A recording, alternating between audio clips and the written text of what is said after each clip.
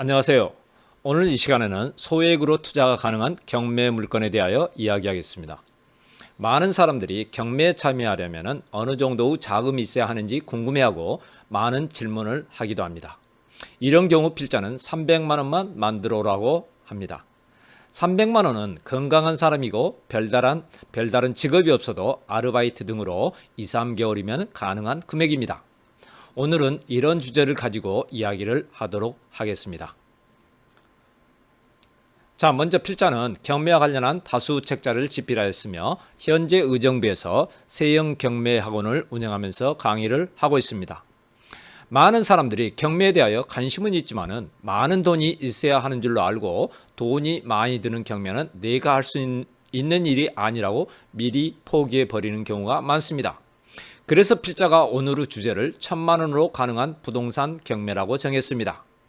오늘 제목을 이렇게 정한 이유는 필자 학원 1층에 위치한 세븐일레븐 편의점에서 만난 두 분의 도움 때문입니다. 오늘 만난 두 분도 정말 1,000만 원으로 경매가 가능할까 궁금해 하셨습니다. 이에 대한 필자의 대답은 예스입니다. 자, 이렇게 말한 이유를 이제 알려드리겠습니다. 자, 금전적으로 여유가 있는 분들은 큰 물건에 대한 경매에 참여할 수가 있고 그로 인하여 큰 돈을 벌 수 있는 기회가 많은 것은 사실입니다. 그렇다면 큰 돈이 없는 사람들에게는 이런 기회가 없을까요? 아닙니다. 오늘 필자가 예시로 들어드리는 물건들을 보시면 이해가 가실 겁니다. 보통 우리가 일반 매매로 부동산을 매입하고자 할 경우 몇천만 원으로는 엄두를 낼 수가 없습니다. 외곽에 있는 오피스텔을 임대하려고 해도 기본적으로 보증금이 500만 원에서 1,000만 원 정도입니다. 물론 4, 50만 원 정도 월세와 관리비를 부담해야 하는 것은 옵션입니다. 이렇게 일반 매매에서는 1,000만 원으로는 겨우 월세나 가능할 것 같지만은 부동산 경매는 그게 아닙니다.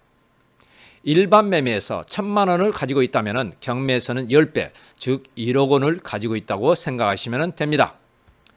궁금하시더라도 조금만 참고 이 방송을 끝까지 들으시면 그 이유를 알 수가 있을 겁니다.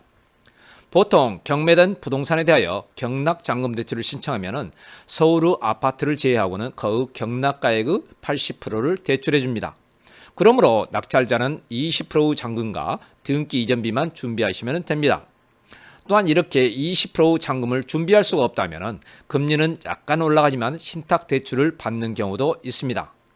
만약 많은 차익이 발생한 물건이라면 금리가 약간 높다고 해도 이런 신탁대출을 이용하는 것도 한 방법입니다. 예를 들어 주택이나 아파트 등을 담보대출할 경우 신탁대출은 임차인 부분을 빼지 않고도 대출을 해주기 때문에 훨씬 높은 대출을 받을 수도 있습니다. 이 방송을 들으시는 분들은 필자가 이렇게 말씀을 드려도 아직 실감이 나지 않으실 겁니다. 그래서 필자가 학원에서 강의를 하면서 실제 학원생들이 입찰에 참여하여 경락받은 물건 3개를 말씀드리겠습니다. 이 물건들을 보면 여러분들도 소액으로 경매가 가능하다는 것을 이해할 수가 있을 겁니다. 또한 소액으로 가능한 물건들은 서울 등에서는 불가능하겠지만 조금만 외곽으로 나가면 얼마든지 있는 것이 사실입니다. 자, 먼저 춘천지방법원 2018 타경 50,948호 사건입니다. 참고로 아래 사례는 지지옥션 사이트에서 인용하였습니다. 이 물건은 전체 지분 3분의 1이 경매에 나온 물건인데 2,105만원에서 56,000원에서 현재 49%인 1,031만 7천원까지 하락한 물건입니다. 이 물건은 우리 학원생이 입찰에 참여하여 1,256만 원의 낙찰을 받았습니다. 또한 이 물건은 80%까지 대출이 가능하므로 950만 원 정도까지 대출이 가능합니다. 그러므로 소유권 이전에 350만 원 정도만 있으면 되는 물건입니다. 자, 이 물건을 살펴보면 등기부에서 알 수가 있듯이 경매가 들어간 비슷한 면적의 지분을 2012년도에 각 4,650만 원, 4,150만 원에 매입한 것을 볼 수가 있습니다. 그런 물건을 필자 학원생이 1,256만 원에 낙찰을 받았습니다. 그렇다면 이 물건은 세 사람의 공동 소유인데 건축이 가능한지를 보겠습니다. 자, 도면을 보니까 이 물건의 위치는 이곳인데 이곳 물건 옆으로 물건 앞으로 하천이 지나고 있습니다. 그런데 옆 필지를 보니까 경매 물건과 똑같은 위치인데 건축을 한 것을 알 수가 있습니다. 이성 지도로 확인을 해보겠습니다. 자, 옆 필지를 확인해 보니까 주택을 건축하였는데 다리가 놓여 있는 것을 알 수가 있습니다. 즉 하천 점용 허가를 내서 다리를 놓고 건축을 했다는 겁니다. 그러므로 이 경매 물건도 하천 점용 허가를 얻어 건축이 가능하다는 겁니다.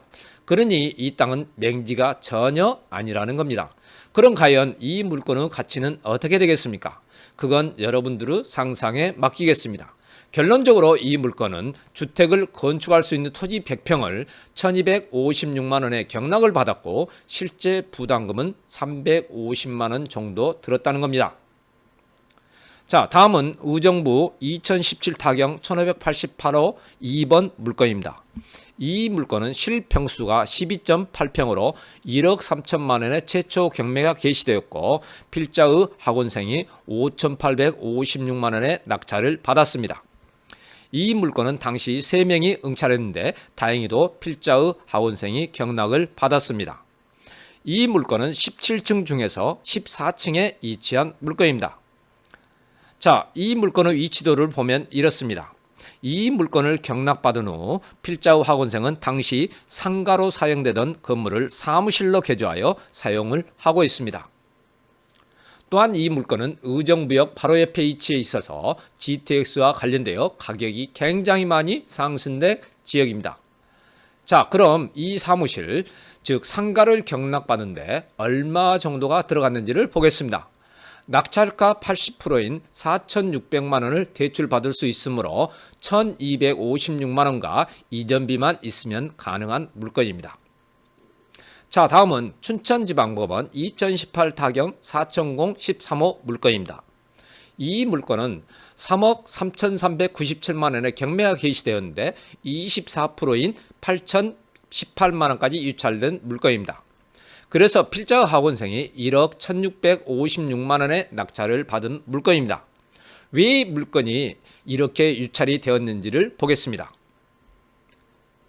이 물건 주변은 전부 택지 단지로 조성되어 주택을 많이 지은 지역이고 5필지로 분할하여 주택을 건축할 수가 있고 주거지역으로서는 아주 인기가 있는 지역입니다. 자, 이 물건의 출입구를 보면은 이렇게 프랑카드가 있는 것을 볼 수가 있는데 단지 내 도로는 사유지라고 되어 있습니다. 과연 그럴까요? 필자가 최근 집필한 만화로 보는 맹지 탈출 책자를 보면은 건축법상 도로이므로 전혀 문제가 없다는 것을 알 수가 있고 홍천군청에 확인한 결과도 건축 허가가 가능하다는 답변을 받았습니다. 그러나 이렇게 프랑카드를 걸어 놓으니까 아무도 응찰하지 않아 이렇게 낮은 가격까지 유찰이 된 것입니다. 이렇게 프랑카드를 걸어 놓은 사람들은 최대한 유찰을 시켜서 자신들이 낙찰을 받고자 했으나 필자의 학원생으로 인하여 뜻을 이루지 못한 것입니다. 자, 그렇다면 과연 이 물건을 낙찰받은 사람은 얼마만큼의 금액이 소요되는가를 보겠습니다. 낙찰 금액의 80%를 대출받을 수가 있으므로 1억 1,656만 원의 80%인 9,300만 원을 대출받을 수가 있습니다. 그러므로 잔금과 소유권 이전 등기를 하는 데 있어서 3천만 원 정도면 해결을 할 수가 있습니다. 그러나 이 3천만 원을 투자한 필자 학원생은 적어도 몇억 원의 수익을 올릴 수가 있을 겁니다. 자, 이상에서 살펴본 바와 같이 얼마 되지 않은 적은 금액으로도 충분히 경매 참여가 가능하고 손익을 낼 수 있는 것을 보았습니다. 그러므로 큰돈이 없다고 해도 용기를 잃지 않고 노력을 하시는 것이 중요합니다. 물론 이렇게 하기 위해서는 많은 공부를 해야 함은 물론입니다. 자, 이제 방송을 마치기 전에 여러분들이 방송을 원하시는 내용이나 주제 또는 사건 번호를 올려주시면 가능하면 방송을 해드리겠고 이렇게 올리시기 전에 구독과 좋아요를 꾹 눌러주시길 바랍니다. 또한 필자가 강의를 하고 있는 의정부 세영경매학원에 들리실 기회가 된다면 실제 강의를 한번 들어보시는 것도 환영합니다. 자, 이상으로 마치겠습니다. 감사합니다.